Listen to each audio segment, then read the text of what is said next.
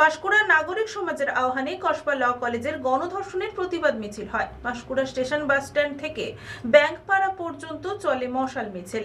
নেতৃত্ব দেন শান্তনু চক্রবর্তী, সুমন্ত শ্রী সহ উপস্থিত ছিলেন একাধিক জন। প্রবল প্রাকৃতিক বিপর্যয়ের মধ্যেও কসবা ল কলেজে গণধর্ষণের প্রতিবাদে এই দিন পাঁশকুড়া নাগরিক সমাজের আহ্বানে প্রতিবাদ মিছিল অনুষ্ঠিত হয়। স্টেশন বাস স্ট্যান্ড থেকে ব্যাংকপাড়া পর্যন্ত মশাল সহযোগে মিছিল হয়। মিছিলে নেতৃত্ব দেন শান্তনু চক্রবর্তী, সুমন্ত শ্রী, অঞ্জন মণ্ডল, শ্রাবন্তী মণ্ডল সহ অন্যান্যরা।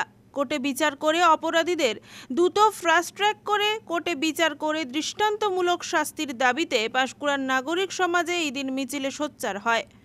নজরুলের বাংলায় এই ধর্ষকদের ঠাঁই নেই। আমরা এই ধর্ষকদের বিরুদ্ধে, ধর্ষক সংস্কৃতির বিরুদ্ধে তীব্র আওয়াজ তুলব এবং এই সরকারকে বাধ্য করব এই অপরাধীদের কঠোর শাস্তি দেওয়ার জন্য।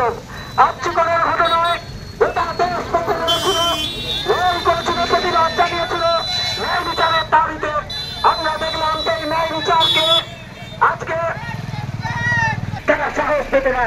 আমরা দাবি করছি এই কসবা ল কলেজের ঘটনায় দ্রুত ফাস্ট ট্র্যাক কোর্ট গঠন করে অপরাধীদের দৃষ্টান্তমূলক শাস্তি দিতে হবে।